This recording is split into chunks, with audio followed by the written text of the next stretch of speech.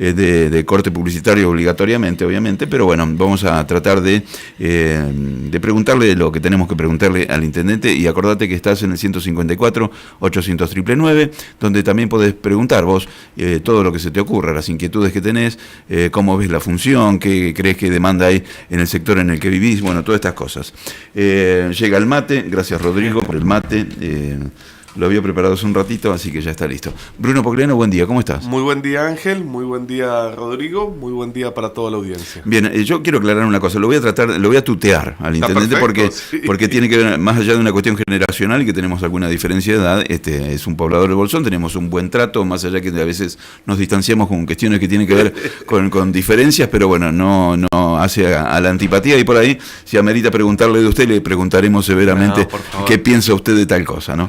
Pero bueno, me parece más grato y más ameno tutearte como corresponde. Además conozco tu familia toda la vida. Que nos conocemos, que bueno. Como bien decís, hemos tenido algunos lapsos de poco hablar, diferencias, y que es lógico, uno las entiende y todos las entendemos, pero bueno, a veces uno pregunta demasiadas cosas. No, está perfecto. Está perfecto. Decíamos que interesante la plazoleta. Anoche una obra la destacábamos, me parece que es un dato muy referencial para el turismo y un lugar donde evidentemente es clave, ¿no? Que esté bonito, que haya un reloj. Es el paso obligado de muchas personas que nos visitan y otras tantos que están yendo para las localidades de Chubut, ya sea las de la comarca, o yendo para el sur, para Esquel, para Comodoro. Realmente hay mucho tránsito. Era un lugar estratégico que habíamos visto desde un comienzo en la gestión y ha quedado realmente muy bonito el reloj, muy bonito la plaza. El reloj que es todo un hallazgo. Sí.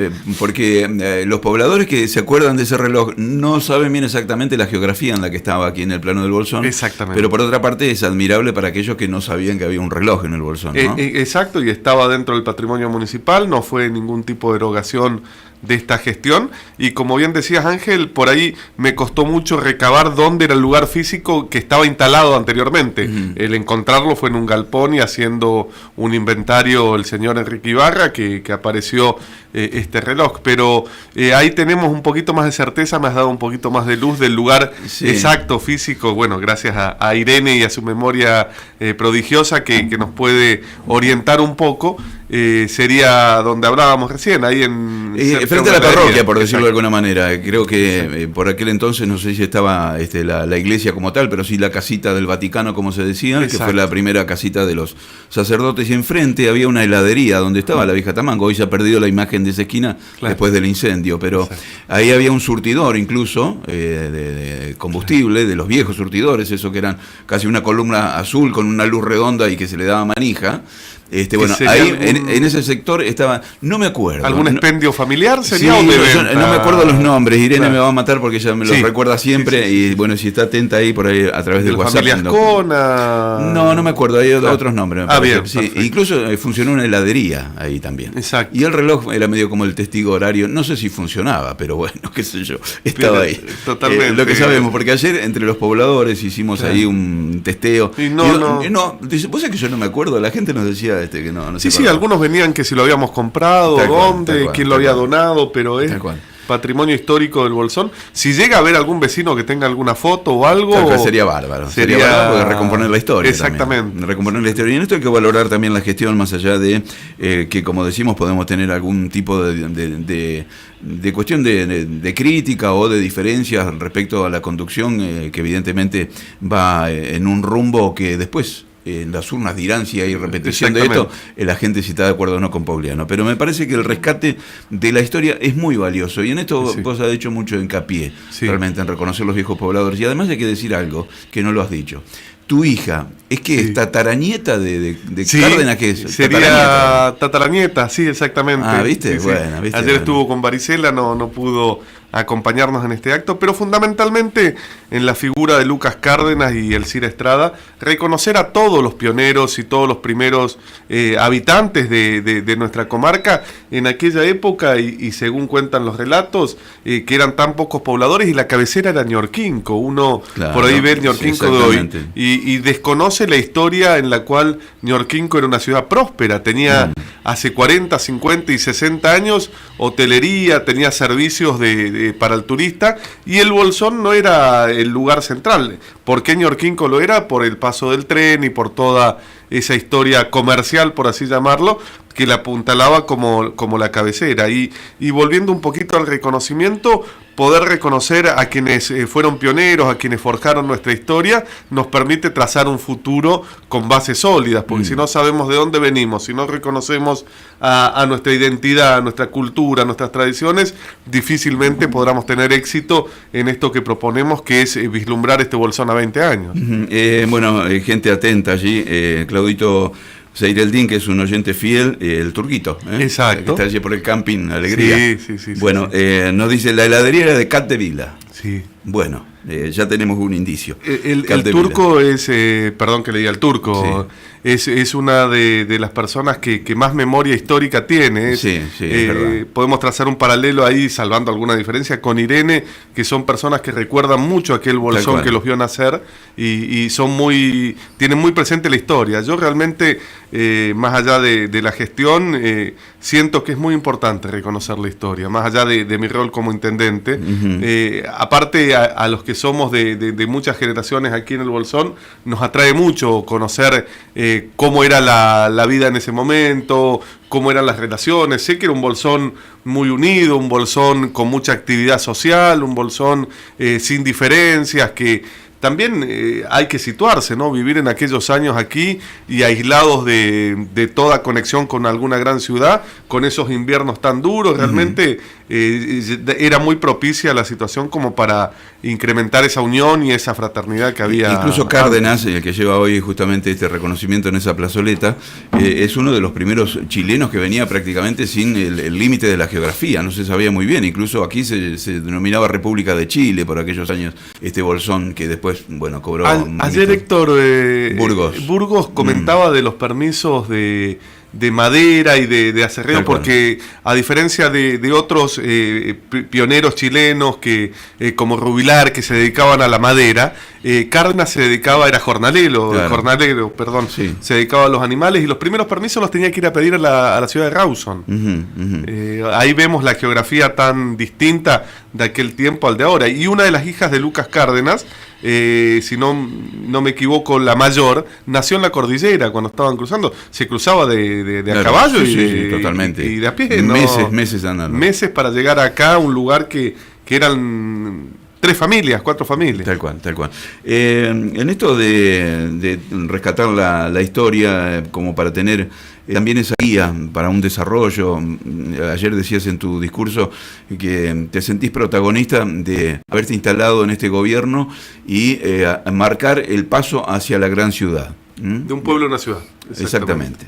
Y vos sabés que nosotros muchas veces en el off de la radio, con Rodrigo nos planteamos que vive el país, que son dos países distintos. Hay un sector, una franja muy amplia que no sabemos cuánto quieren un país y hay otro país que quiere el otro país. Sí. Uno es el del laburo, el del reconocimiento, el de la salud, la educación, el de las obras, el de trabajar y que tu sueldo realmente valga. Exacto. Y después hay otro que, busca otra utopía, son de otras cuestiones más ideológicas. Exacto. Y aquí en el Bolsón no tenemos que esquivarle a esto. Hoy, justamente el pasado mañana, viernes, va a haber un encuentro en el Instituto de Formación Docente que tiene que ver con jornadas sobre desarrollo local de políticas públicas y que tiene que ver con esta configuración histórica de la matriz productiva de la comarca andina.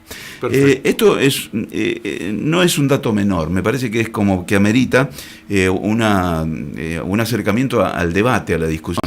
por un lado está tu desarrollo, a los tropiezos, como sea, pero es un gobierno que ha mostrado en el tamiz de las realizaciones que algo se ha hecho como para decir, bueno, yo hice esto en los últimos tiempos que poco y nada se hizo. Pero por otra parte decimos, ¿cuál es el Bolsón que queremos? ¿Este que estás marcando vos o el otro que todavía se está analizando y que de alguna vez se intentó imponer y que es la famosa aldea, el de la productividad rural, digo, como escindiéndose de estas cuestiones tan modernas, ¿no? Yo creo que es un modelo el productivo que ha tenido lugar en una gestión anterior, para no ir más lejos y no evaluarla en el tiempo, y no ha tenido éxito, no ha sido realmente aplicable porque no tenemos la escala necesaria para poder competir y poder satisfacer el mercado internacional. Yo si hoy viene el mercado brasilero, como sé que ha venido en algún momento, y dice, yo quiero comprar los dulces del Bolsón. Bien, perfecto, vamos a vender los dulces del Bolsón. Y exige una compra mínima de 20 toneladas por mes de producción de dulces. No estamos en condiciones, no tenemos la capacidad,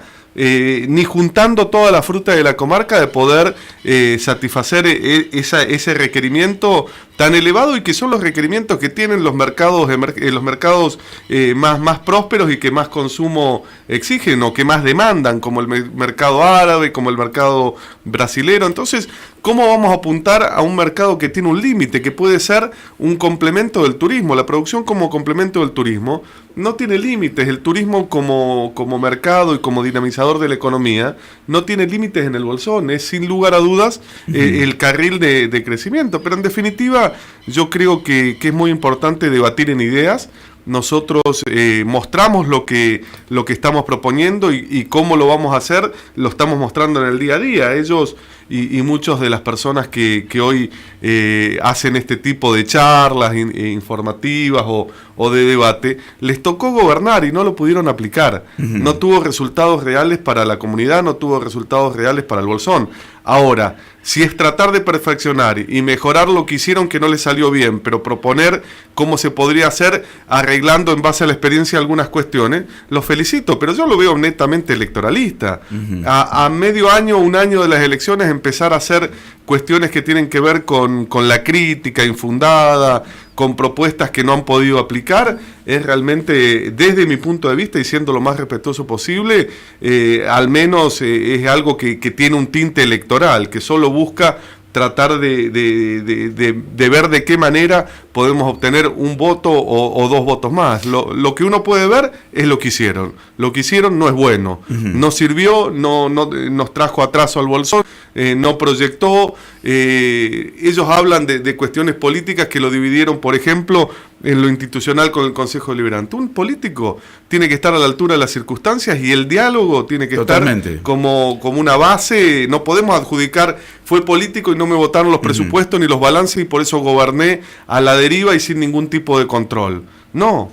Uno tiene que ser, el intendente al menos tiene que ser que esté a la altura de las circunstancias, que propicie el diálogo, que propicie el intercambio, independientemente de la ideología. La ideología en un momento y cuando uno gobierna tiene que quedar en un costado y tenemos que ver de qué manera sacamos adelante el Bolsón, de qué manera generamos empleo, de qué manera generamos obra pública, de qué manera sabemos o definimos a qué nos vamos a dedicar. Evidentemente lo que marca, sin mencionar esto que tanto se ha dicho de la famosa grieta y que a nosotros no podemos esquivarle a esta cuestión de diferencias de un lugar y del otro, digo. Exacto. Es como que hay algo que no se pudiera zanjar y que me parece que amerita el debate integrador. Yo Exacto. creo que esto que está pasando y que está convocándose para el próximo viernes requiere también que vayan los representantes de otros organismos, entidades, Exacto. la Cámara de Comercio, la Cámara de Turismo, los colegios de profesionales. Me parece que hay que mirarlo en un contexto general, si no estamos, como siempre, direccionando y hasta planteando cuestiones manipuladoras, por decirlo de alguna manera. El debate sano. Que justamente no abre ningún tipo de debate. Bueno, felicitaciones, dice Nico Dichensky, que está escuchándonos. Hay que poner en valor la historia de nuestro pueblo, dice. También, buen día, Ángel. Quiero felicitar a nuestro intendente y a su equipo por continuar mejorando la imagen de nuestro querido pueblo del Bolsón. Como contribuyente, pido que ayudemos a cuidar nuestros lugares. Un fuerte abrazo, dice Miriam, que se ha comunicado con nosotros. Bueno, muchísimas gracias. Realmente es importante el reconocimiento que se está avanzando con los pioneros, pero también es importante agradecer a todos los que eligieron el Bolsón, lo eligieron para vivir, lo eligieron para proyectar su familia, para realizar inversiones, para buscar alguna posibilidad de trabajo. Es realmente importante que entre todos podamos reconocer el rol que ha tenido cada uno en la historia y que podamos proyectar. Proyectar a futuro es fundamental como comunidad, es fundamental para nosotros como gestión de gobierno, pero con bases sólidas, que al intendente que le toque venir, ya sea en la próxima o en la otra gestión, tenga la posibilidad de encontrar al menos un sendero o un camino por el cual podamos continuar con este movimiento sin desviaciones. Si nosotros miramos los últimos 20 años, cada uno que ha llegado al gobierno le ha dado una nueva impronta y no ha proyectado hacia futuro. Y el no proyectar hacia futuro perjudica únicamente al pueblo, perjudica únicamente a los vecinos y perjudica a lo que viene, a nuestras futuras generaciones, a nuestros hijos. Y eso no debe suceder, al menos si uno es responsable en un plan de gobierno, en un plan de gobierno proyectado. Estamos pasando momentos difíciles, sin lugar a dudas, como país, pero yo creo que las bases que se están haciendo y se están cimentando hacia el futuro van a dar sus frutos.